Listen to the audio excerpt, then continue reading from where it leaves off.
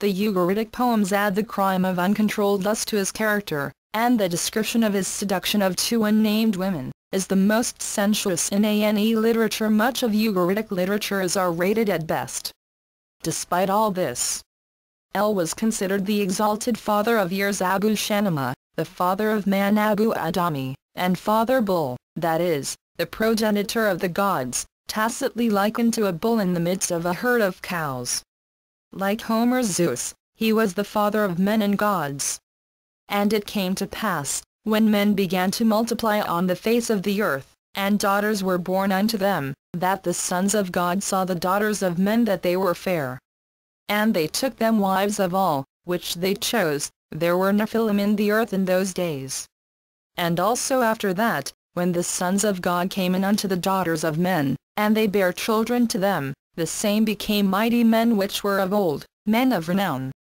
Genesis 6:1-4. According to the Sumerian creation epic, El was the leader of the Nephilim, but who are they?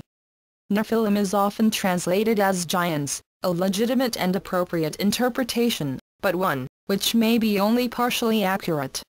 A better definition might be those who came down, those who descended, or those who were cast down. The Anunnaki of ancient Sumerian texts is similarly defined as those who from heaven to earth came.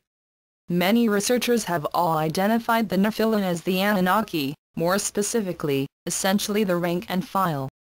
Remember too that virtually all open-minded historical and theological scholars agree the Old Testament's book of Genesis was extracted from the older Sumerian records, if only because of the similarity in their comparative religions. The Enuma Elish, the Sumerian epic of creation, and Genesis have a variety of common elements. Stories of a great flood and deluge, among other stories, are also common to both Sumerian and biblical accounts. An inevitable conclusion is that the Anunnaki were as real as Noah, Moses or Abraham. Lawrence Gardner, a leading Sumerian researcher, has written every item of written and pictorial attestation confirms that the ancient Sumerians were absolutely sincere about the existence of the Anunnaki, and those such as Enki, Enlil, Ninhursag and Inanna fulfilled earthly functions with designated community duties. They were patrons and founders. They were teachers and justices.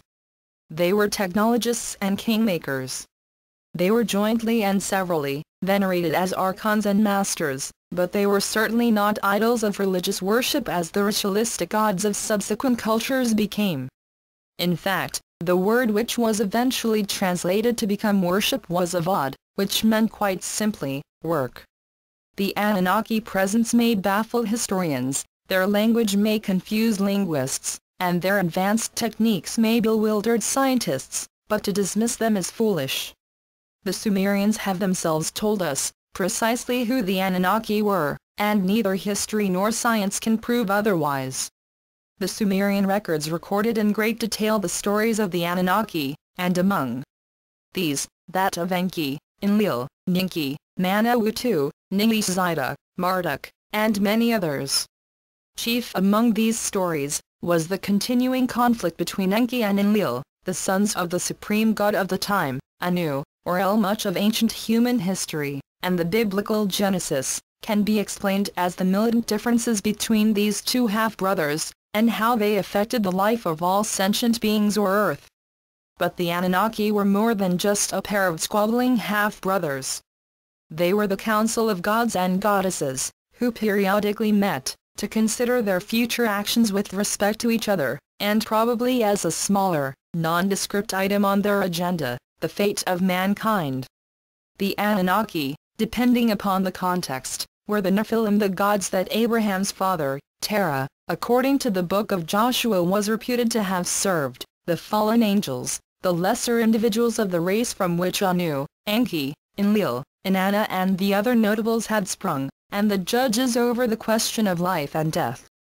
They were in fact the Bene Elohim, which translates as the sons of the gods, or equally likely, the sons of the goddesses.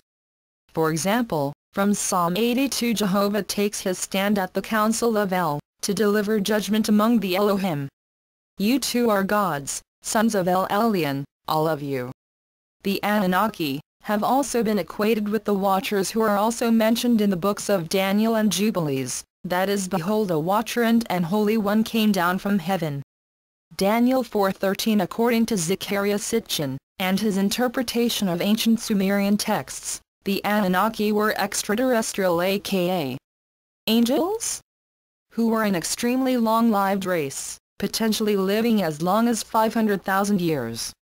Lawrence Gardner reduces this to more on the order of 50,000 years, and notes specifically that the Anunnaki were not immortal. He points out that no records are currently extant which relate to their natural deaths, but the violent deaths of Apsu, Tiamat, Mamu, and Dumuzi are provided in some detail. Sitchin and Gardner also disagree on the date of the Great Deluge Flood. Sitchin assuming a time frame of 11,000 BCE, while Gardner assumes one of 4,000 BCE. Sitchin's book, The 12th Planet, published in 1976, was the first modern volume to begin to describe the Anunnaki, their arrival on Earth supposedly some 485,000 years ago, and from where they had come, a planet called Nibiru. Sitchin believes Nibiru to be in an orbit about our Sun, but in a strongly elliptical orbit which requires 3,600 Earth years to make a complete orbit. Nibiru's perihelion closest point of approach to the Sun is thought to be within the main asteroid belt between Mars and Jupiter, at a distance from the Sun of approximately 2.75 AU. An AU being the distance from the Sun to the Earth.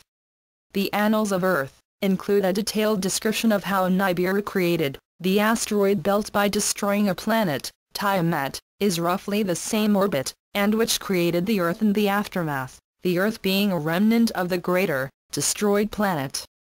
Nibiru is not known to modern astronomy primarily, due to the extreme elliptical nature of its orbit, and the fact its aphelior farthest point in the planet's orbit from the Sun, is more than 8 times the distance from the Sun to the planet Pluto, the latter being some 40 AU away, and thus the former, some 32 AU distant. Furthermore, Nibiru may be now far out in deep space, and unlikely to be detected. Or close by, for example Planet 10. While Sitchin and Gardner may disagree with the extent of the long lives of the Anunnaki, it is clear that these gods and goddesses, barring accidents or Anunnaki-side, lived a very long time. It has also been theorized that because of their long lives, they do not quite move in the fast lane, at least to the extent humans do. This could be fundamentally important in that, quite possibly the human lifespan, while enormously brief as compared to the Anunnaki gods and goddesses, might nevertheless be compensated by the humans possessing the ability to achieve a great deal in a relatively short time.